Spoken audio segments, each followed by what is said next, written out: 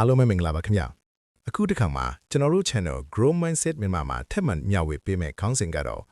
နိုင်ငံတကာရောင်းအားအကောင်းဆုံးစာအုပ်တစ်ခုဖြစ်တဲ့ Think and Grow Rich ကိုကြည့်ရှုနားထောင်ရမှာဖြစ်ပါတယ်ခင်ဗျာအခုဖတ်နေတဲ့အထံသွင်းသူကျွန်တော်ကို AI ကြီးနေပါဒီဘက်မှာတော့ကမ္ဘာစာအုပ်တူစာလောက်လူသိများပြီးလူပေါင်းတန်းချီရဲ့ဘဝကိုပြောင်းလဲစေခဲ့တဲ့စာအုပ်ကြီးတူ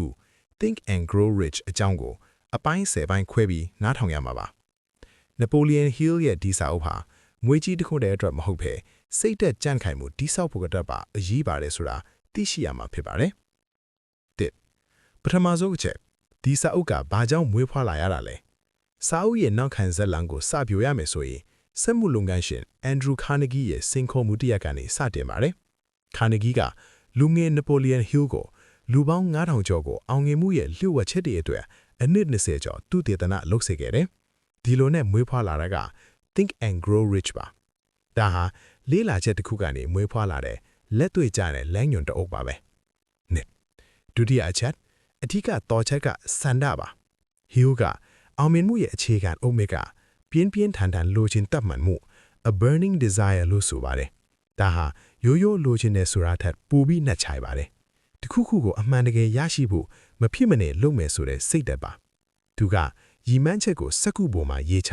အချိန်တတ်မှတ်နေ့တိုင်းဖတ်နေ့တိုင်းစဉ်းစားဆိုတဲ့နည်းကိုအကြံပြုထားပါတယ်။ဒါကစိတ်ကူးယဉ်ချင်းကနေလက်တွေအရာဖြစ်ပြောင်းလဲဖို့ပထမခြေလှမ်းပါပဲ။၃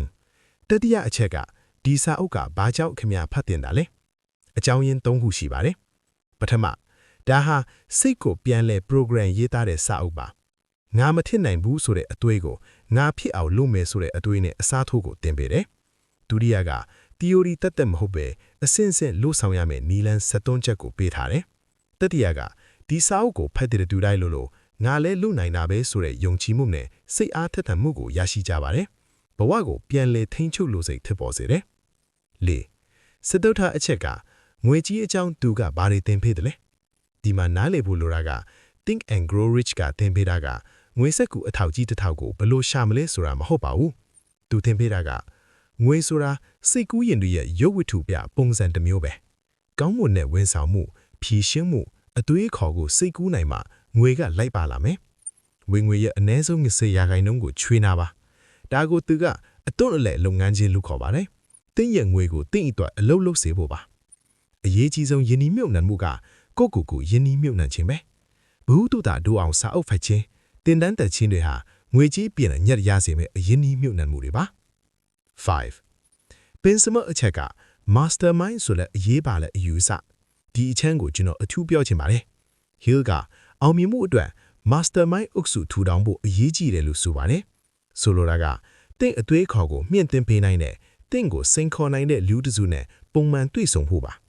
တူးချင်းစီရဲ့ညံဤထက်အုပ်စုလိုက်ညီနိုင်ထားတဲ့ညံစွမ်းကပိုပြီးစွမ်းအားကြီးတယ်လို့ဆိုတာပါပဲဒါဟာ networking ရဲ့စွမ်းအားကိုနှစ်ပေါင်းများစွာကြိုးပြီးသိမြင်ထားခြင်းပါပဲ6ဆက်ထားအချက်ကကမ္ဘာရောင်အားကျင်ညာချက်ပါအရန်ကိုအံ့ဩစရာကောင်းတဲ့ကဏ္ဍတွေပါဒီစာအုပ်ကိုလူပေါင်း100တန်းကျော်ဖတ်ပြီးပါပြီဘာသာစကား40ကျော်ကိုပြန်လည်ဆိုးထားပါတယ်မြန်မာဘာသာပြန်လည်ရှိပါတယ်1930ခုနှစ်ကနေယနေ့ထိနှစ်ပေါင်း85နှစ်ကြာရောင်အားကောင်းနေတဲ့စာအုပ်တူပါဒီကဏ္ဍတွေကဒီစာအုပ်ထဲမှာရှိတဲ့အယူအဆတွေဟာအချိန်ကာလကိုကျော်လွန်ပြီးအသုံးဝင်နေစေဆိုတာကိုသက်သေပြနေပါတယ်7တတမအချက်ကစိတ်ဝိညာဉ်ကိုအသုံးချခြင်းပါ Hill ကကျွန်တော်တို့ရဲ့သိမြင်စွမ်းဤ conscious mind နဲ့မသိစိတ် subconscious mind ကိုခွဲခြားပြထားပါတယ်သိမြင်စွမ်းဤကရည်မှန်းချက်ကိုချမှတ်ပေးလေမသိစိတ်ကတော့အဲ့ဒီရည်မှန်းချက်ကိုအကောင့်ထဲအဖော်ဖို့24နာရီအလုပ်လုပ်နေလဲလို့ဆိုပါတယ်ဒါကြောင့်ကိုလိုချင်တာကိုနေ့တိုင်းပုံဖော်ကြည့်ဖို့ကိုအားတယ်စွာပြောဆိုဖို့ကအရေးကြီးတယ်လို့သင်ကြားထားပါတယ်8အထမအချက်ကဝေဖန်ချက်တွေကိုဘယ်လိုကြည့်မလဲတချို့ကတော့ဒီစာအုပ်ဟာအလွန်ရိုးရှင်းအောင်လုပ်ထားတဲ့တိတ်ပံနီးများသက်သေမပြနိုင်ဘူးလို့ပြောကြပါတယ်ဟုတ်ပါတယ်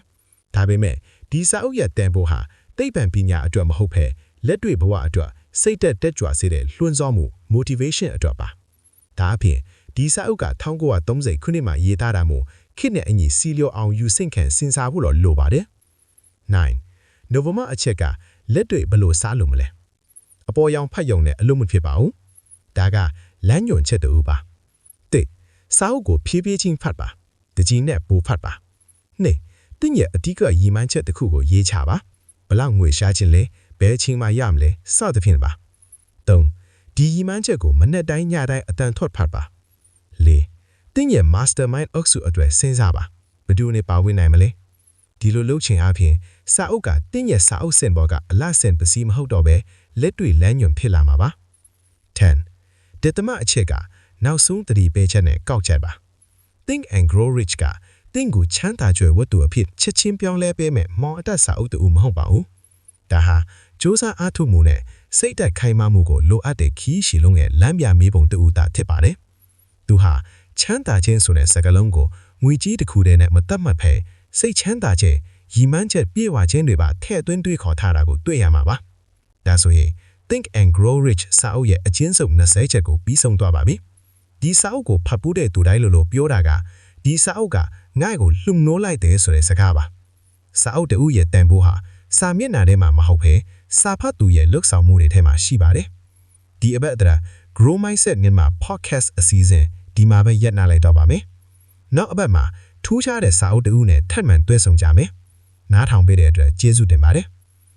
Like and subscribe ဒီလိုအသိဉာဏ်ဗီဒီယိုတွေထပ်ကြည့်ချင်တယ်ဆိုရင် subscribe လုပ်ထားပါ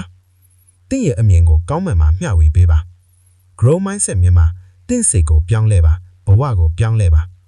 Grow Mindset မြန်မာ channel မှာကြည့်ရှုအားပေးတဲ့အားလုံးကိုကျေးဇူးတင်ပါတယ်ခင်ဗျာ